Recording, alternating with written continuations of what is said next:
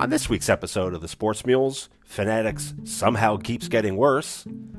Dartmouth decides to ruin college athletics for all of us. F1 is full of more drama than a new episode of Mean Girls. It's parade weekend in Scranton. And before you ask, yes, it's that Scranton. And somebody's getting fired because there was actually an NFL Combine this past weekend. Wake up, Mules Nation. Time to dig in. Hello and welcome to a brand new episode of the Sports Mules. I am, as always, your pseudo-excited, rarely invited, probably future indicted host, Eric Kiner. However you're listening, whenever you're listening, thank you for making us a part of your day. We all do really appreciate it. So yeah, as I stated in the intro here, last week, all right, I can admit my faults and when I've made mistakes and when I haven't paid attention, which is a lot of the time. But last week's episode, I said we were kind of in a lull because, you know, the draft is a while away and we're not ready for the combine yet in the NFL, so not a lot of football stuff going on. And then as the universe does, it immediately gives me the middle finger and says, nah, son, I disagree. And then, the NFL Combine was this weekend. So I did not talk about that last week. And so my new executive producer, Salem, has been fired. He's been relieved of his duties and moved elsewhere in the company. So he is no longer the executive producer. He doesn't really care. He's over here sleeping on the job. This is the problem. This is why I missed the thing last week. God, you can't find good help. You can't find good help. This generation is terrible. Nobody wants to work. They're the worst. But yeah, so I missed that. So we'll touch on what happened at the Combine a little bit, so that I have some sort of stability in my life. Got to have it somewhere other than Grubhub. And it is also parade weekend in Scranton. St. Patrick's Parade is humongous. Scranton, in the region of my creation and ascension to the heavens, and it is a massive endeavor. If you've never been to Parade Day in Scranton, go to it once. Before you go, though, be sure to fill up on penicillin. Get your TB shots. I would probably take some of those aid cocktails you can take as well. Whatever you can take before you go there, make sure you take it, because it makes Mardi Gras look like, the parties they have for kindergartens after they, finish it and go to first grade. It's a wild event. Also, don't wear your best clothing because it will get destroyed. So, there's Parade Weekend in a nutshell for you. But no, I hope you guys are having a good week. It has been an interesting week. I actually went into work. I know, into the office. Just the worst. A few times this week, and it's terrible. 1 out of 10 do not recommend doing it. It's trash, but it pays the bills. But I am home now, thankfully, away from the stress of work. I say ironically. But, so welcome to the show, and a few things to discuss this week and some things to touch on that we have in the past. We'll get on Dartmouth and their, decision to unionize the basketball team, which will set the trend up for basically college athletics going forward. We'll talk about a little bit of racing. We're not going to talk a lot about actual racing. It'll be more off the track stuff, especially for F1. There were some goodbyes we've had in the last few days. Some fulfilling, some are sad, and some congratulations. We'll go on those. We'll break down a little bit more exactly how much I hate Fanatics as they get ever closer to my hatred of the NCAA. And yeah, and we'll just try to be quick and have some fun and enjoy ourselves and let you guys get on with your weekend. But yeah, let's. I don't have the siren today. Sorry, everybody. No siren. Wah, wah, wah, wah. There you go. So let's talk some sports, shan't we? So I told you guys that I was not going to lay off of Fanatics. I may lay off the pants for now, but I'm not going to lay off Fanatics. And I just wanted to give a little bit of an update here and just provide some more context as to what the overall problem is, not just with baseball and the jerseys and the pants and everything else, but kind of why to some extent, right? So Fanatics is owned by a gentleman who used to be a part owner of the 76ers, who sold it off so that he could, fully invest in fleecing sports fans, right? He only was able to fleece Sixers fans, but now he can screw us all over and make us feel that pain. And he has taken a company that he founded the old-fashioned way, not by working hard and building himself up, and acquiring people and businesses and doing what was needed to become successful. No, he did the old way. He flunked out of Villanova, and then Daddy gave him some money, and he bought surpluses of old sports jerseys, equipment, apparel, and then sold it, and then realized, hey, I can keep doing this on a larger scale, and proceeded to buy out some smaller companies, and then basically created Fanatics.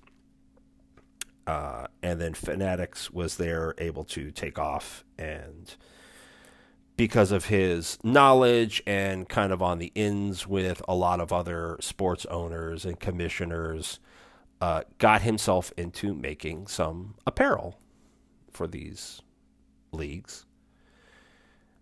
And then proceeded to continue to grow that, and he bought out Majestic, which used to be the old baseball jersey manufacturers. He bought out Majestic, and then in a partnership with Major League Baseball, who is an investor, one of the many investors in Fanatics. So MLB baseball, MLB has a legit monetary stake in Fanatics doing well and selling jerseys, hats, T-shirts, what have you. And then over the last few years, Fanatics has purchased Topps, so the old school, what you all know, baseball card manufacturer. They have bought Topps. They have purchased Mitchell and Ness, which is they make a lot of hats and some other apparel stuff, usually retro kind of stuff, but they have purchased them as well. Like I said previously, they've purchased Majestics. They have also bought out PointsBet, which is what you would think, it is a online gambling service. So not only are they invested by a lot of leagues, namely Major League Baseball, and a lot of high-stake owners, or investors who, look at this as, hey, now we're in the sports apparel, which never really goes down. It never really takes that much of a hit. Everybody's buying jerseys and T-shirts and hats and socks and whatever. And, there's nowhere to go, right? To some extent, Fanatics has worked their way to be a monopoly for sports apparel, right? Because they have this massive stake and invested by, again, I'll say it again, Major League Baseball, the NBA, NFL, Formula One, NASCAR, NHL, which we've discussed in previous episodes. Starting next year, they will be making the jerseys, the sweaters, however you want to say it, for the NHL, and there will be a Fanatics logo on it, right? It's not like how the Nike deal where Major League Baseball signed it with Nike, which is in part with Fanatics. It's the swoosh on the jerseys for baseball, but Fanatics makes it. NHL is going to be Fanatics. That's it. They bought the Adidas factory that is in Canada that was making the jerseys now currently. So they are just going to switch over, buy that, and work it that way. And we've also stated how you go on to these team sites and what have you, but yet everything says it is a Fanatics experience, or it basically takes you to the Fanatics page. Whether you're on the MLB site, you're buying from Fanatics. If you go to Lids, it is Fanatics. If you go to whatever on these team sites, it is Fanatics. That's who is manufacturing this. That is who's shipping it to you. That is where it's coming from, Fanatics. And they have built this business up to be, it's about, a little over $10 to $13 billion of value, the company is. So all of these leagues and all of these investors, they are fully in on having it be successful, right? Or to at least appear to be successful and get that name out there. So anytime the quality comes out, that you get a jersey or you get a t-shirt and it's off-centered or it doesn't look right or the colors aren't correct, they just look and they say, well, who else are you going to buy it from? Nobody else can make it. We've licensed it to them. Who else are you going to buy it from? And it is at a point where the $40 knockoff jersey that you can buy from the guy on the corner looks better and is better quality than the officially licensed merchandise that you're buying from the team store. You have a problem. And I realize they've essentially, looked at us all and just told us, basically, screw you. It doesn't matter. They don't care about the quality. They don't care. They're making their money because, again, you can't go anywhere else to buy it. They're getting their cash. They've invested in it, so it doesn't matter to them. As long as they're getting their return on investment, that's all they're worried about. So when people complain that the Cubs jerseys that the players are wearing, the blue isn't Cubs blue, and the numbers are wrong, and you look at some of these jerseys, go look at some pictures up online, like the names are not centered, or there's spaces, or it's just, everything is poorly done. And, the owner of Fanatics comes out and whines and cries about, we're being told we're doing everything correct. We're doing it to their specs, and we're just getting the shit kicked out of us. Yes, you are, because you already had a history of terrible products with horrible service, and you've just weaseled your way in to being the manufacturer of this stuff that is just piss poor quality. You're still the person on the hook. I don't care that MLB signed a deal with Nike and they gave it to you. You're the one making it. So yes, you're technically the low person on this totem pole. Do better. Use better stuff. Use better material. Pay attention to what you're doing. Actually get things correct. Get specs right.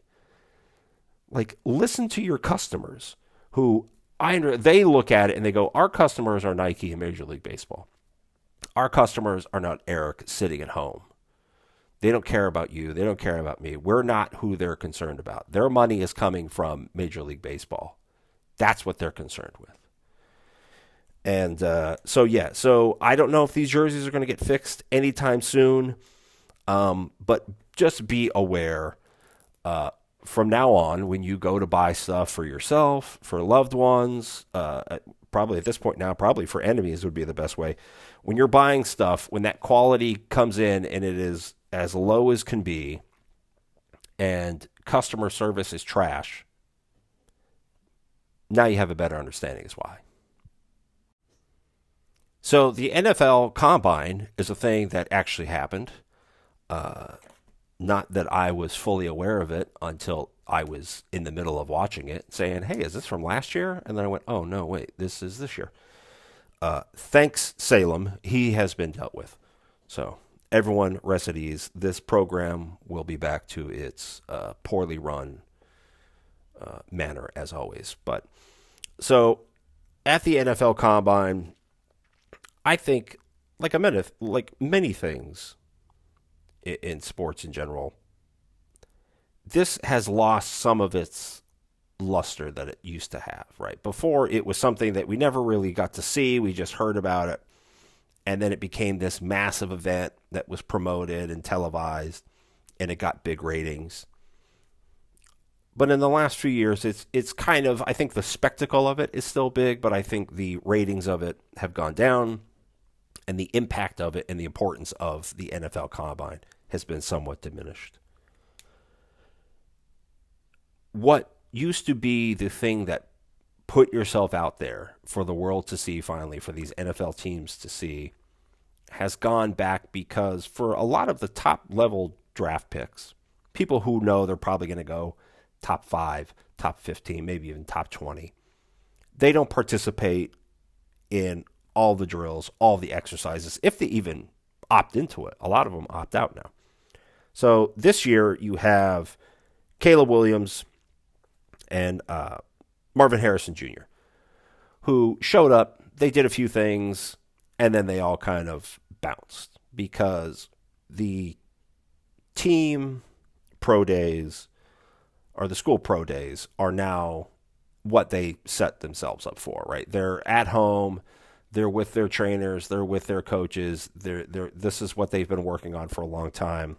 So they get to go stay at home and then work with their receivers, their receivers, their blocking, their offensive linemen, their quarterback that they're used to, that know their routines, and that's where they really get to shine, right? You go to the combine and you have somebody else trying to prove themselves, and that's what you have to deal with. That's what you have to go up against with.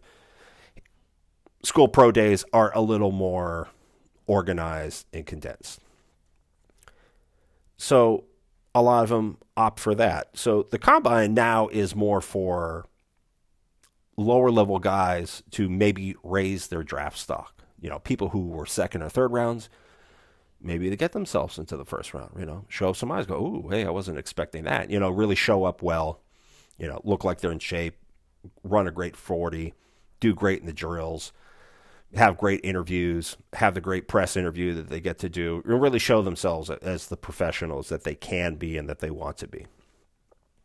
So I think that's what the draft or the combine has now done for the draft, help move those lower level guys up higher, and also take some people who may have not been on the radar, people you didn't think about, maybe some people from lower level schools, or kids you just forgot about, or kids who got washed up in just the cycle of, hey, these are the big names. This is what we're talking about. You get some other receivers, we'll say, who get to show up and go, oh, wow, look at that 40 time.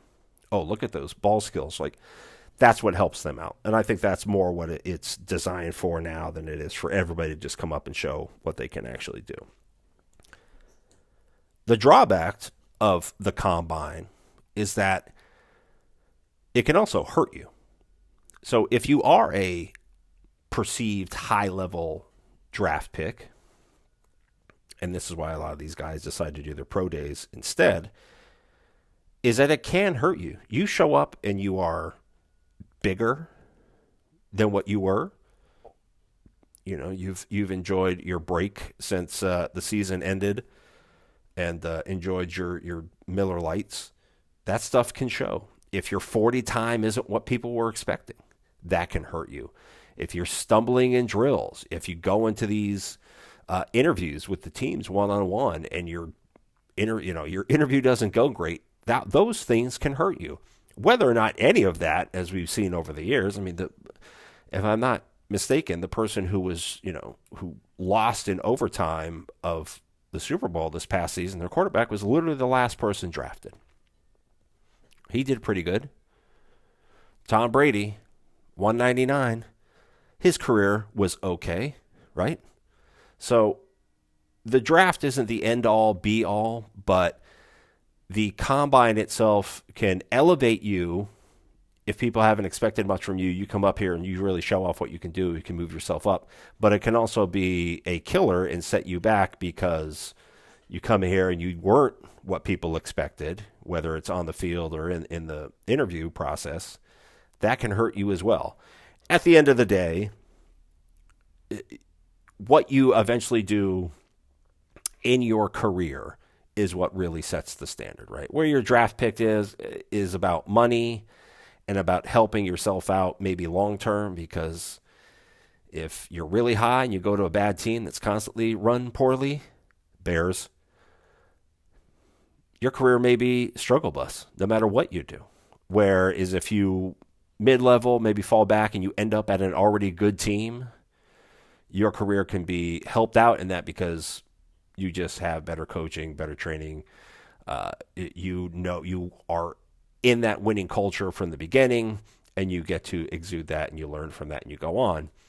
But yeah, I think what the combine used to be and how it tied into the draft may not have the same impact that it once did. Still super important. However, pro days have started to shift themselves to be the more focal point. So we'll see I would probably say in the next 5 to 6 years, we will see more pro days televised on television, on streaming services, and the combine will slowly move back to kind of where it once was, where it is still a big event, still discussed and still important, but not the spectacle that it has been the last, I'd probably say, 10 to 12 years.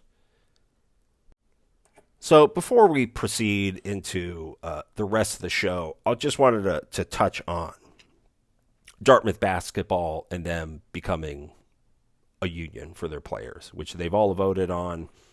It is in the process of being fought by, shockingly, Dartmouth, saying that it should be overturned. And it's probably going to be a process before this gets the final stamp of, yes, this is how it is. It is legal. They are in the union, and they're good to go. What the ripple effects that come out of this can be, and we'll start obviously in the middle. So Dartmouth does not give scholarships to any of their athletes, which is how most Ivy League schools do, right? They are not. So to some extent, they are pay to play, right? They are paying to come to the school and play basketball. And some of the things that they are fighting for to become a union, because if you become a union and you are recognized as an employee of the school, you then have to be allowed and introduced into basically, the benefits packages of employees that you would get as a normal employee. And one of the things they're talking about is, which is most sports, where if you get injured during the season, right, or at any time, you are not necessarily covered by the school to pay, right? You get your football player and you tear your ACL. There's nothing that says the school is responsible for paying your medical bills. Now, you have the ability to get your NIL money and get insurance other ways, or usually you're still on your parents' insurance. But yeah, if you get injured, they're not responsible for taking care of those things and those bills. And that's something that I think the NCAA should look into and cover. Yes, if you are injured in the act of participating in the sport, practices, off season, whatever it has been, you get injured. Yes, that should be part of you should be covered, right? And this is one of those things the NCAA should have already been on top of. And in the millions and billions of dollars that they get from everything they do, there should have been a pot set up for medical expenses to cover athletes who are a member of the NCAA. So you're kind of already in a union without being in a union. But if they now have to then also pay, right? So they want the school to cover medical, totally understand that. But if you're in a union, you can strike, right? You can organize to get your pay and your benefits, right? That's part of being in a union. Those are the things you get. And if you don't like it, you can strike. So they will now have the option to strike if they don't get what they want. And the problem with all of this, and the money is, because the money is the root of all of it, and we've discussed this on other episodes. Feel free to go back and listen. That's called promotion. The only sport that brings in any legit money is football. And we've discussed it again as well. There are only so many teams, schools in this country that even make any money off of sports, off of football. There aren't a lot of those. Most break even if they don't lose a little bit of money. Because, again, football pays for every other sport for most of these schools, right? They pay for everything. And then the rest is brought in by donors. It is brought in by former players, right? It is the whole system, right? This is where the majority of NIL money comes in from, right? They put it all into a big pot, and then they get to dish it out to athletes that they want, how much they decide. And if they have to now start paying for everybody, right? Because once it starts, the women's basketball is going to want to do it. The water polo team is going to want to do it. The gymnastic team is going to do it. Everybody's going to want to do it, right? Football players are going to. Everyone is going to spread everywhere to every program. And schools who are already financially struggling, right? I know that, especially Ivy League schools, right? They got some cash. I understand that. But you are saying you're an employee. You are saying that your sport is now a business, right? That's what they're saying as well, that your sport is a business. These schools will now look at things as a business and say, this is no longer financially responsible for us to keep this sport. You don't make any money. We have to pay you and pay everything else. What we have to pay and what we get back in return is not a good investment. So we are simply going to eliminate these poor parts of our business. If the school is now a business as well, it all gets lumped in. If the school is now a business and your department, which is what you would become, your department is not making money, we will get rid of this department. Men's basketball, and because of Title IX, all the women's sports gets tied in too. So who's going to get hurt as well? All women's sports. You think they're going to be able to keep all of these other sports? You think they're going to keep softball and field hockey? All these other sports aren't going to take a hit now? So, again, I understand the purpose. I understand what's going on and why you would want to do it, right? You feel like you're not represented fairly, why all of these schools make all these millions and millions of dollars off your name, right? They're doing all of this off of my blood and sweat. And I get nothing in return except for the fair value of what going to your school for free is, right? When I get a scholarship. And again, I know I said Ivy League doesn't give scholarships, both athletically and academically, they don't. But you are setting everyone else up for failure, and you are going to get programs removed. They are not going to do it. Again, I've said it before, Stanford, whose coffers are pretty damn big, have eliminated sports in the last few years because they didn't have the money to pay for all of them. And because you have to keep things even a lot, right?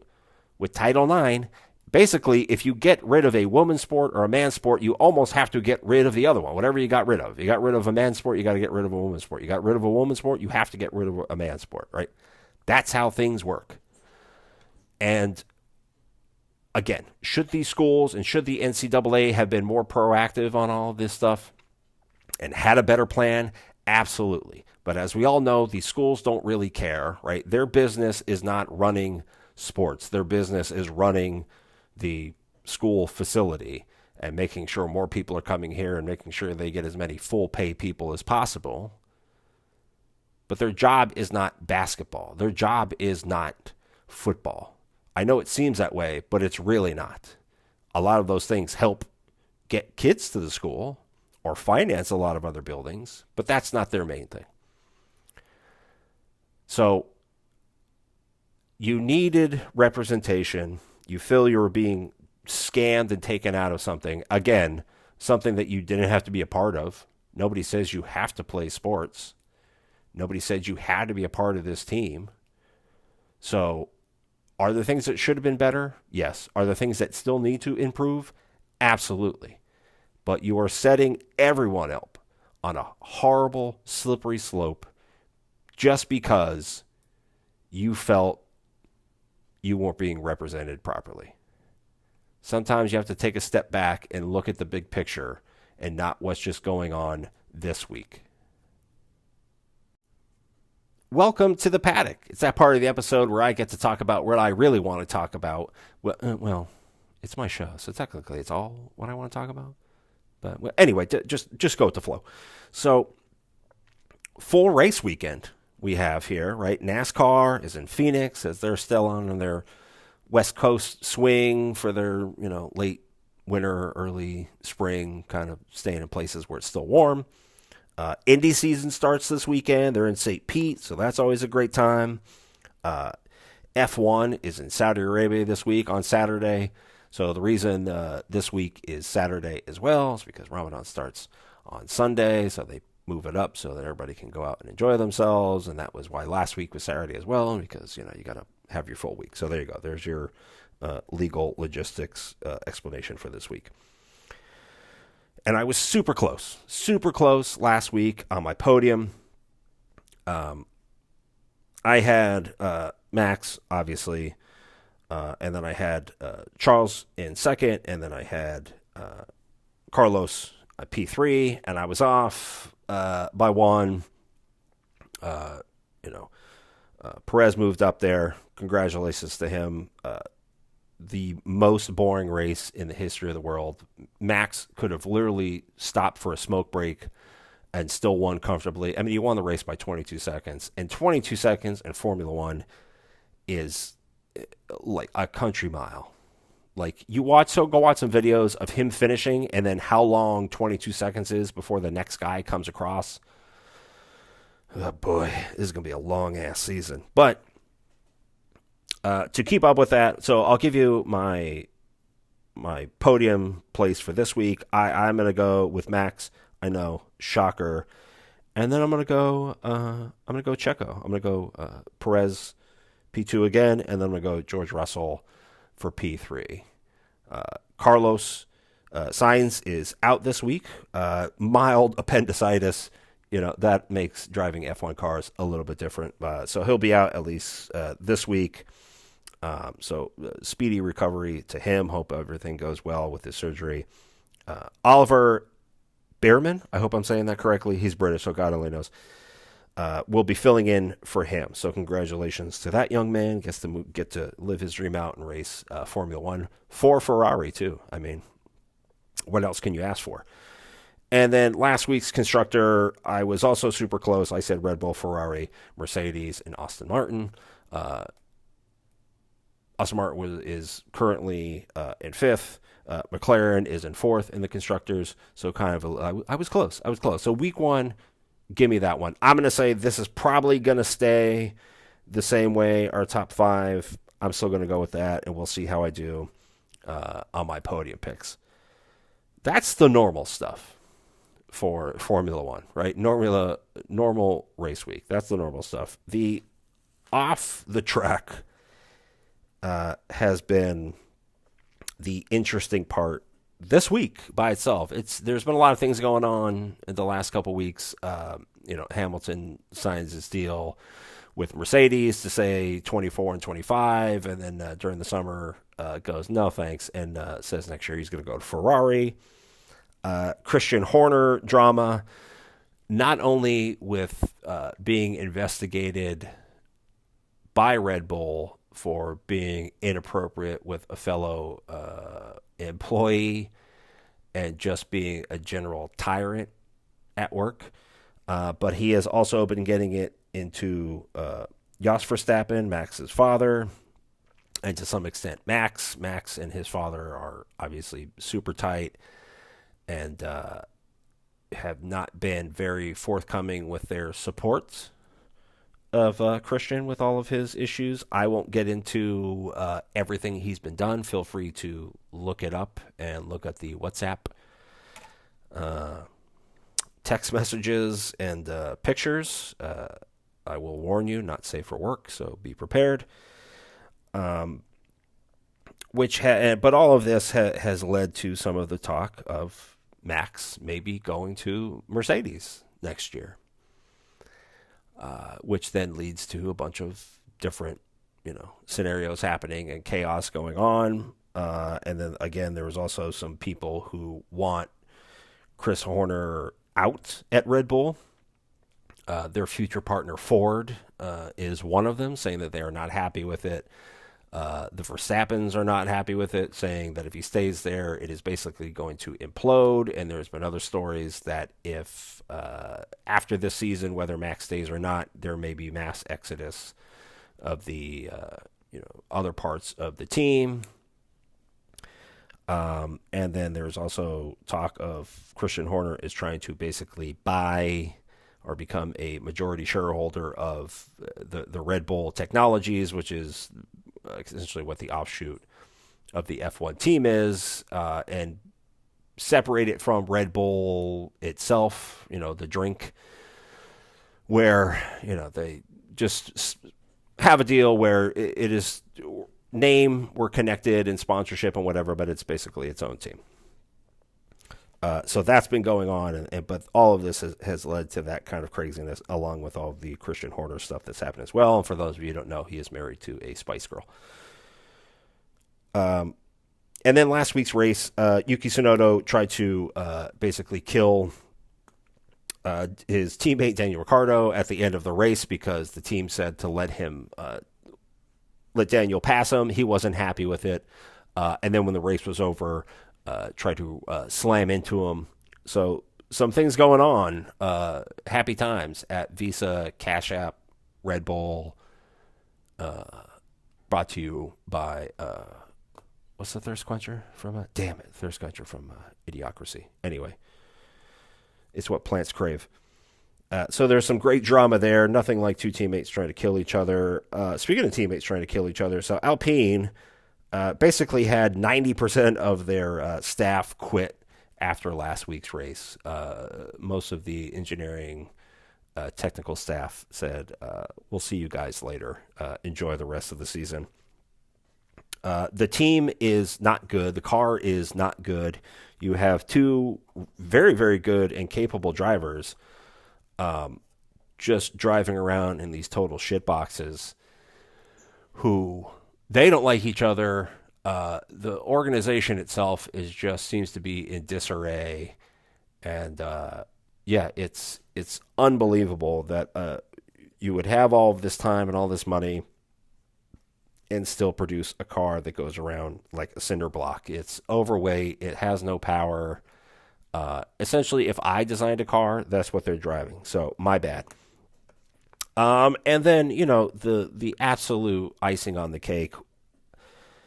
The F1 president is being accused of interfering with last year's Saudi Arabia Grand Prix, where there was a situation where Fernando Alonso had a 5-second penalty, and he pulled into the pits, and one of the jackmen touched the car before the 5 seconds had completed.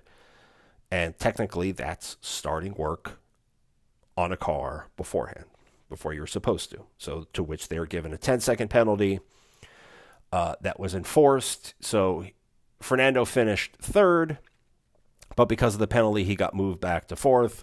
George Russell moved up. And the accusation is essentially that the Formula One president went to the stewards and talked about everything and said, I think we should really overturn this and not let this happen. And they said, okay. And they overturned it, and he got his third place podium, which doesn't seem like much, but when you get your constructor's points and you get your driver's points, and those few points can really, dictate where you finish, how much money you're getting at the end of the season from Formula One, which is how they pay, especially constructors, right? Wherever you finish, you get more money the higher you are. But to have the president of the sport going and essentially discussing, right, allegedly whatever happened, that something should be overturned, it's not a good look, right? Especially when you're going off of 2021 end of the season where, You basically had rules made up on the spot in the last laps of the last race to essentially have Max Verstappen pass Lewis Hamilton so he could not win his 8th world championship and Max can win his first. And again, and in the sport where they tried to say money isn't important, but money is everything, clout is everything. Again, it's just not a great look for the sport. It's not a great look for racing in general that always has some sort of problems. But yeah, so far this season, because the racing has been so terrible, this is the second race, and so far this season is boring as all can be. If it's just going to be Max winning every race by 35 seconds, oh Lord, it's going to be a long season. So, but hey, at least we have chaos off the track. So we'll wrap it up here with some sad news, but some happy news. It's a little bit of everything. So this past weekend, Chris Mortensen, as we all know, if you know sports journalism on ESPN for, felt like forever, passed away. He was 72. He had had some medical issues and some cancer scares for quite some time, right? Over a decade. And finally, unfortunately, succumbed to all of them and passed away this past weekend. And for a lot of us, my age and around it, he was the source for NFL news, right? If other people said it or other people reported on, or you saw something somewhere else, you kind of took it with a little grain of salt unless Chris said it or he verified it. That was when we said, "Oh, okay, this is legit now." Because Chris Mortensen said it, so we're legit. His integrity, his great sense of humor that he had when he was on TV, but also his ability to convey serious information, whether it, not just talking about, I know it's football, none of it's all that serious, but anything serious that would happen on there. You just could understand why everybody that worked with him loved him, why he got so much information, because all of these players and execs and everybody else trusted him, and why his community as a whole of fans and supporters, when he was first diagnosed and he first got sick, why he had so much support from everybody was he was just genuine, right? Whatever you were seeing, that was real, right? He wasn't presenting himself on TV to, it wasn't for the cameras. That's who he was. And anytime there's people who have been dealing with illness and they eventually, pass away, it's a weird feeling because you are sad that they're gone, and it's distressing and it's unfortunate, and it feels unfair that they had to go through all this stuff. But to some extent, you're also like, well, they're at peace now. They don't have to deal with this anymore. And as it is with most passings, right? We are now the ones that have to, not only we have to feel the remorse, but we have to upkeep his honor and his legacy and try to live up to that standard. Right, be who he was. Right, he was a better version of a lot of us, and sometimes that's what we have to strive to be, to honor them. So, unfortunately for Chris Mortensen, right, passes away, but he's for me for sure he'll always be kind of that gold standard of sports journalism. So, and then we have another sad but yes also satisfying. Jason Kelce officially retires. If you didn't get to see his speech, go look it up. It's an incredible speech. The people he thanks, the way he presents himself, his real emotion that comes out, him talking about his family and his brother and how close they are. You can tell, again, that it is all true and genuine. And incredible career. Incredible story, the last 2 years, as well, with, him and his brother and the podcast and everything that's taken off for them. And he's one of those people that you generally hope they have a great post-career and they have a great life afterwards. A lot of athletes, when they finally get done playing, it is when the demons come out, not just, drugs or alcohol, but just there's a lot of history of things that go on, and sometimes it's a tough transition for people when you've done something since you were 6 years old and now in your 30s or 40s and you don't do it anymore. That was your life. You don't know how to do things. So hopefully he has a great transition, and we're all rooting for him. And I think he's set up to do well and be okay. But definitely happy trails to him. And one of those people you're also glad that they did win a championship in their career. He deserved it. So I'm glad he has that. And then Caitlin Clark for Iowa is the all-time leading NCAA scorer. All-time, for not just women, men, everybody. So congratulations to her. There's a picture I saw when she first started playing, which was the 2020, COVID craziness season. And then to have her be here now and all-time leading scorer, just phenomenal job on her end, and hopefully continued success to her when she goes to the WNBA. WNBA is its whole other story, but congratulations to her. Well deserved.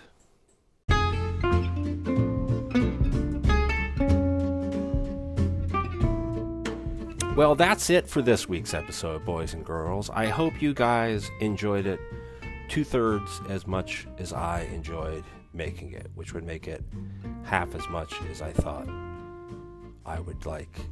I don't know how statistics work. But hey, it's the weekend. Go out, enjoy yourself.